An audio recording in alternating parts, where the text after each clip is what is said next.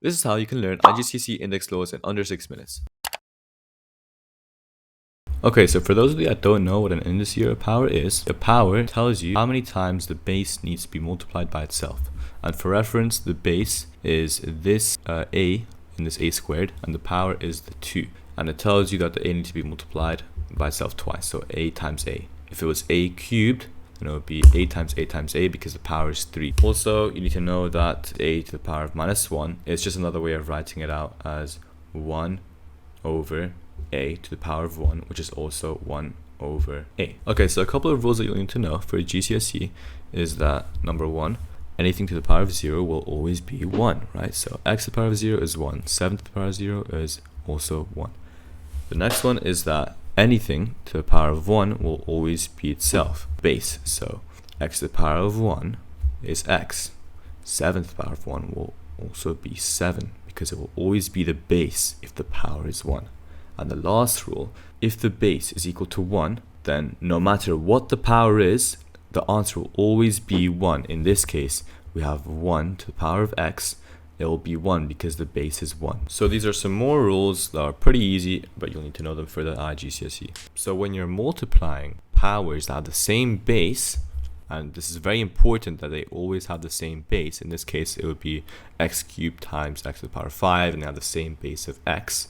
You would add the powers. So x cubed times x to the power of 5 is equal to x to the power of 8 because 3 plus 5 is equal to 8.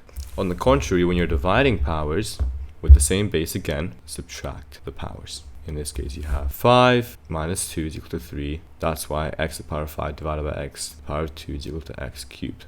Similarly here, 19 to the power of 6 divided by 19 to the power of 8 is equal to 19 to the power of minus 2 because 6 minus 8 is equal to minus 2. Now pause the video and answer these simple questions. Okay, so for the first one we have 3 to the power of 5 times 3 to the power of 3. Add the powers together because they have the same base, which is 3. So 5 plus 3 is 8, so it's 3 to the power of 8. Now for this next one we have 7 to the power of 4 divided by 7 to the power of 6. And when you're dividing powers at the same base, you subtract. Remember, multiplies, add, divide, subtract. So 4 minus 6 is minus 2, so it would be 7 to the power of 2. For this next one, we have 18 to the power of minus 6 multiplied by 18 to the power of 18. And when you're multiplying powers, you add them. So 18 to the power of 12. Because minus 6 plus 18 is 12. Now you have r to the power of minus 4 divided by r to the power of minus 11. So minus 4 minus 11 is minus 4 plus 11, 7. So this would be r to the power of 7. So one other thing you need to know about is if you have, for example, x to the power of a, and there's another power outside the brackets, what you do is you multiply the powers together.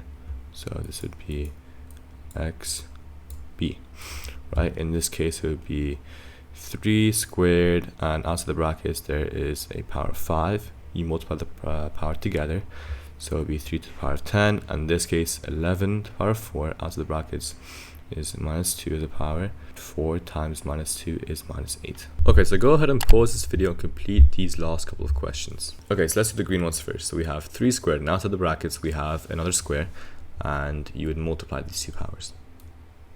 3 to the power of 4. Now we have 8 to the power of 5, and outside the bracket you have a power of minus 3. Multiply them, and it'll be 8 to the power of 15.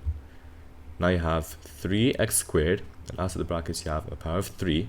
Now what's important is that you not only cube the x squared, but also the 3. 3 cubed is 27, and x squared cubed, remember, you would multiply these two powers together, x to the power of 6.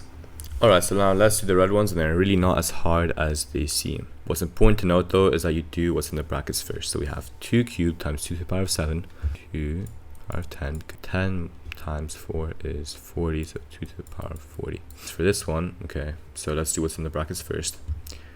4b squared times 6b is 24b cubed. And now you can just do 24 to the power of negative 3. You can just write it out as negative 3, and then b to the power of 3 times minus 3, which is you multiply the powers, and here 6. Now as for this one, you should write it as a fraction first. You can see that 3 gets cancelled out, and x squared divided by x to the power of 3, subtract the power. So it would be